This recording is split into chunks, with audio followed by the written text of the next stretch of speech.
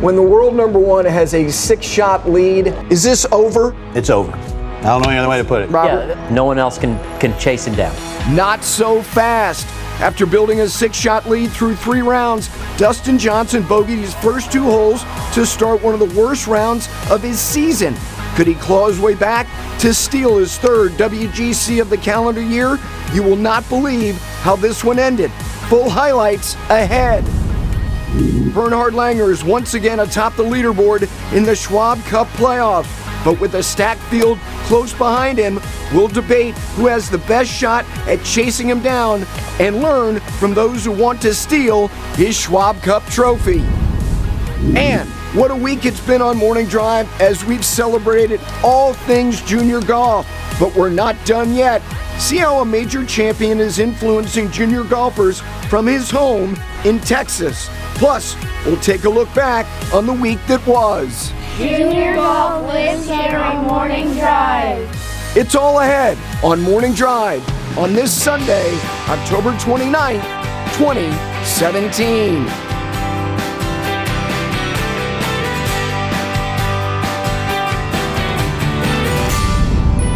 And a very good Sunday morning to you. This is Morning Drive from Studio AP.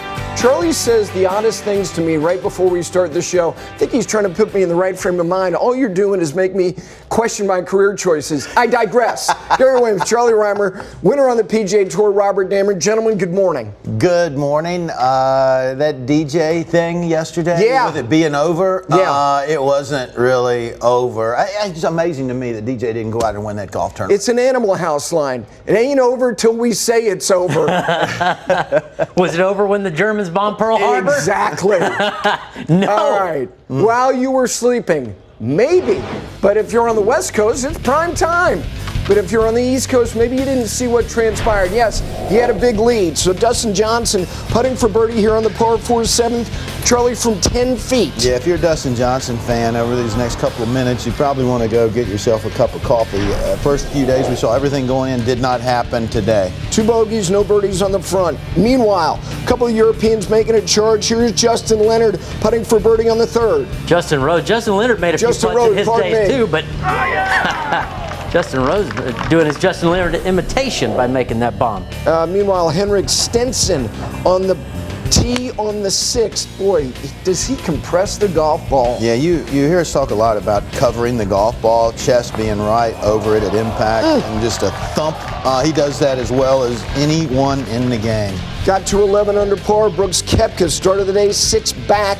Buried lie in this bunker. Yeah, buried lie. And in a little while, we're going to show Brooks actually how he should have hit that shot. I think kind of a strange technique for a plug bunker shot, and that was not good. Made a double bogey, shot 71, finished at 12 under par. Back to DJ. This for par on the 15th. Yeah, it's a good looking putt. It looked like he hit it right where he wanted, but I don't know what it is about golf, but sometimes you have days like that. It's the only sport you can win Augusta and miss a cut at Hilton Head. That was his 4th bogey of the day. Rose, short par 4, 16th, second from the bunker. Over that big, huge lip, that bunker shot was not nearly as easy as he made it look. He tapped in for birdie, so now he's tied for the lead at 13 under par. Back to DJ. Same hole. He had a tough angle there. He had to be aggressive. It was a horrible looking shot. Really not a horrible shot, and I'm going to show you why coming up here in just a little bit. All right, well, he would make another bogey. Now he's out of the lead at 12 under. Here is Stenson, also on 16 for eagle. And he's a little bit of magic. Didn't quite get it. Boy, that was a heck of an effort, though. Ended up right in behind the hole.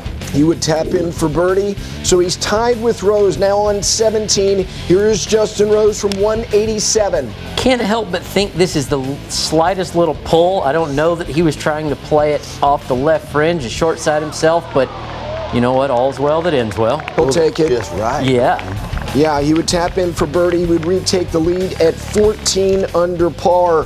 A lot of tension You love this angle, Charlie. I do. It's a really good angle, and you know, I think back over the last 18 months or so, Stinson has hit some very poor iron shots. Weird. Yeah, just, you know, I'm not talking about on the green 30, 40 feet. I'm talking about like this, or even airmailing it. It's been unusual for him the last 18 months with his iron play. Yeah, he would make bogey, so he would tie for second at 12 under par, and there is Justin Rose putting for par on the par 5 18th. He's in the clubhouse at 14 under. Can DJ salvage this, Robert?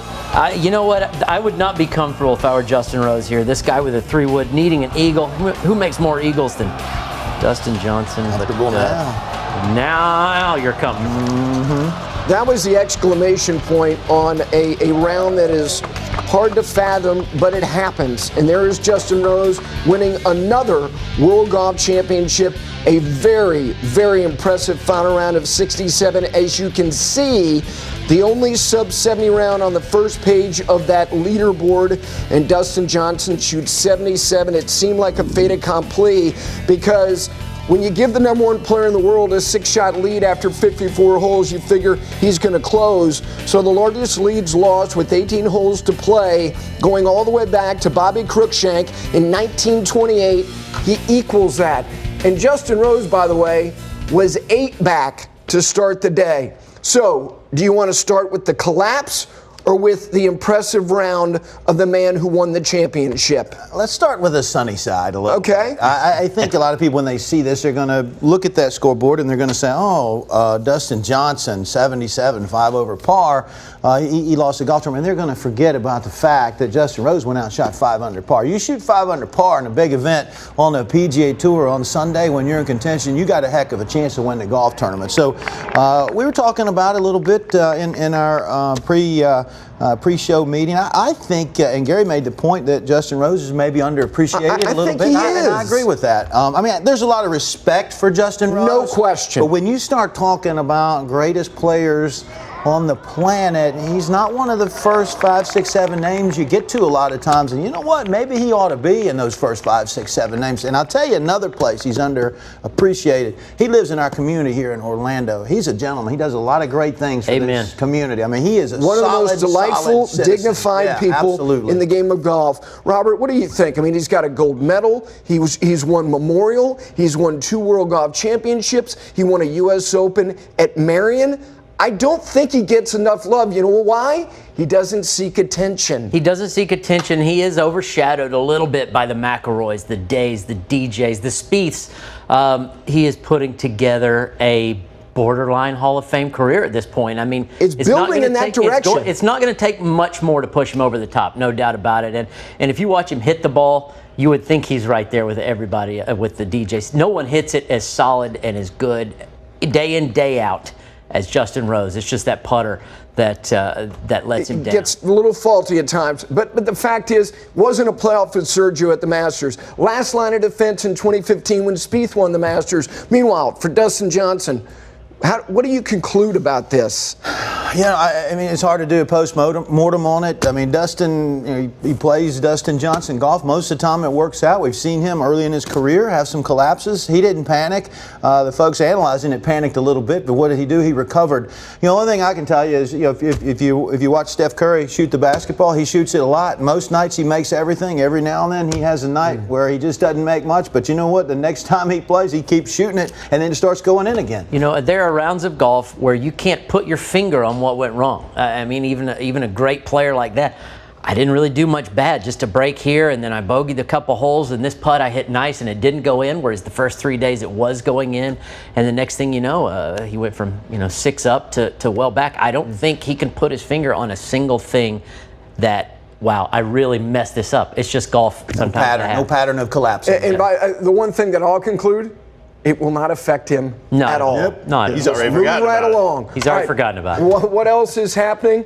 Well, again, and I say this a lot, in a shocking development, Bernhard Langer has found himself on the top of the leaderboard at a PGA Tour Champions event. This is the middle event of the Schwab Cup playoffs. He co-leads, and you take a look at the leaderboard, Langer, Jimenez, and David Toms at 6 under par. Robert. Yes. Who has the best shot at going low today? This golf course has been very challenging this week. Well, let's just leave Langer out. We give him enough love. He deserves it. He does great. But I think, this area, this golf course is where they filmed years back with Errol Flynn Robin Hood movies. So who drives it straight as an arrow? The internet. Internet knows all. Who drives it as straight as an arrow? Who hits their long irons and short irons really high on these super firm greens? Kenny Perry. Kenny's the best driver of the ball, long and straight, that I've ever seen in my life. He's also, his irons launch straight up in the air. These greens are really firm. Yesterday he made 8 birdies on a course where 6 under is leading. So I think if anybody can go low and scare Langer, it's going to be Kenny. All right, I think you've got your eye on the baby in the group, don't you? David Toms has had a rookie season on PGA Tour Champions. It's been a little underwhelming, certainly under what he would expect. And fully committed. Right, under what I would expect, a lot of people would expect. If he finishes the year this week, the final week, with a win, I think it ends up being a year that he can sort of salvage. But if you look at what David Toms did in his regular PGA Tour career, $41 million. And you look at the first 4 starts on PGA Tour Champions, 4th, 23rd, 20th, and 15th. Sort of compare that with Langer. Now, granted, Langer won a lot internationally. His earnings with 3 wins on the PGA Tour, $10 million, and money's a little bit different. Quite different. You look at his start, okay, 10th, 11th, 13th, and 1st. In his first 4 career starts. Langer certainly got off to a better start. But I'm just saying, if you could equalize everything, go back in time, you could make an argument that a David Toms is going to have a better PGA Tour Champions career than maybe a Bernard Langer is going to have. And so you didn't really see, I mean, we all thought Bernard Langer would come out and play well and have some success. Sure. Nobody saw what he's done coming. That's my point. So sometimes, you get a guy comes in, he just gets fired up, he starts winning, he keeps on winning. I think maybe David Toms has got a nice chance 5 years from now. To be the most productive player. 5 years from now, we might look and say, hey, you know what, last 5 years, David Toms maybe won 8, 10, 12 times on PGA Tour Champions, and it might just start today. It's going to be an interesting day, a very bunched up leaderboard. It's time to say good morning to Bailey Mosier. Nobody is happier to see her than me, and you don't know why, and I'm not going to explain. Good morning, guys. I do know what he's talking about, but I guess I won't explain it either. Just a little teaser out there for you guys to chew on all day on this Sunday. So what else is happening now? It was a windy, chilly Saturday in Jackson, Mississippi, but that did not slow Ryan Armour down. He shot a 5 under 67 in round 3 of the Sanderson Farms to extend his lead to 5 shots. Now Armour, he is 41 years old, seeking his first PGA Tour title in 105 starts on the PGA Tour. But as we were reminded just today by Dustin Johnson, no lead is safe. Not 6 shots, certainly not 5 as we look at the guys giving chase. How about Chesson Hadley, the Rookie of the Year on the PGA Tour in 2014, having a great year this year on the web.com. He won twice, playing well, already a top 3 this season on the 17-18 PGA Tour season. Gary, back to you. All right, what else is happening? Well, on the LPGA, Christy Kerr. Now, this is a lady who has done an awful lot in the game. She was seeking her 20th victory in her career at the age of 40. Charlie putting for birdie in the outright lead on the par 5 16th. This has always been the best part of her game. She's got that stroke where she nobody walks it in like she does.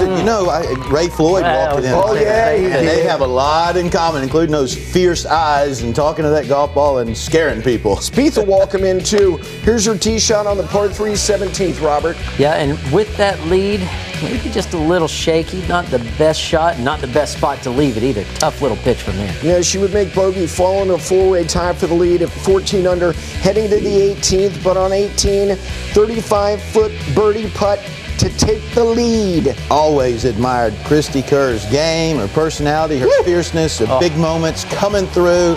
I'm going to tell you what, that feels really, really, really good right there. To win at her age in that field with a big putt on the last hole, that is really a sweet moment. And I think that putt surprised no one. The ones on the waiting for the playoff potentially probably were like, well, that's Christy Kerr doing what Christy Kerr does. And Danielle Kang, another very good finish for her. Final round of 66 with the win. First 40-year-old to win since 2011, earned her 22nd point toward LPGA Tour Hall of Fame qualification. 27 required. I think that's ludicrous, but that's for another time. 20th career victory. Third player to reach $19 million in earnings. I'll add that, along with Annika and Kari Webb. Are they Hall of Famers? The point system to me is silly. Is she a Hall of Famer? In my mind, you better believe she is. Hands down. Yeah. Hands down. No question about it.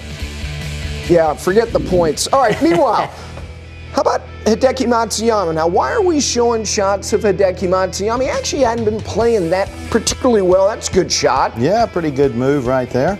So why were we showing him? Because he was a two-time winner of the Asia Pacific Amateur Championship. Yushin Lin, his second on 18. There is so much on the line. How good was that, Robert? Are you kidding me? With a one-shot lead and just needing to not make a mistake on the last. Well, he did a lot more than not make a mistake. He made that eagle to go ahead and win by 3. Well, where is he headed? Well, he's probably headed home for a little while anyway, maybe play some golf tournaments, but he's headed there. And there is no better drive than turning the corner and going down Magnolia Lane. See you at Augusta National, Charlie. Really? Wow. Sweet. Or you could do like Gary Player and just and walk. the Open. You could just walk. Just down walk it. through He there. walks everywhere. Really right. cool stuff. What a way to finish a big golf tournament. No doubt about it. And just seeing those shots of the clubhouse, just get us to the first full week in April, would you please, Bailey? I am with you. I will go there any day, anytime. You tell me when, and I will happily get to the first week of April. All right, well, a guy that played in more than a dozen Masters never got it done there. That is Hal Sutton. He's first up on our tee sheet. He's of the Be the Right Club Today fame. You know it. You know him well. He won 14 times on the PGA Tour, including 2 players and the PGA back in 1983. But the work that he's most proud of is what he's doing now to help grow the game and get more kids into golf. So Gary Williams, he's going to have more of that in just a little bit. Also ahead, joining us live is Susie Whaley, the Vice President of the PGA of America. Now, she's going to preview the PGA Junior League Championship. That event's coming up in November. And we're going to have a bracket unveil of the teams that are going to face off at Greyhawk Golf Club in Scottsdale, Arizona next month. And what happened to Dustin Johnson in the final round of the WGC HSBC Champions will not be making his best of reel. But if it's any consolation, he's already won 2 WGCs this year, the Match Play and Mexico. So we're going to look back at both of those wins, debate which one was the best, and tell you how you can vote to see those victories re-air in December right here on Golf Channel. Guys, when I woke up this morning, I couldn't believe that. He blew that lead. I couldn't either. I know that's good. I couldn't either. Still can't but I'll believe tell it. you somebody who was happy yesterday. Now, Jack Nicklaus was his celebrity picker on College Game Day on ESPN. Kudos to Lee Fitting, who oversees that great property. He didn't have a great record, but you think he wasn't happy when the Buckeyes pulled out that W? Yes, he was. He loves Ohio State, no doubt about that. Looks good in that ball cap.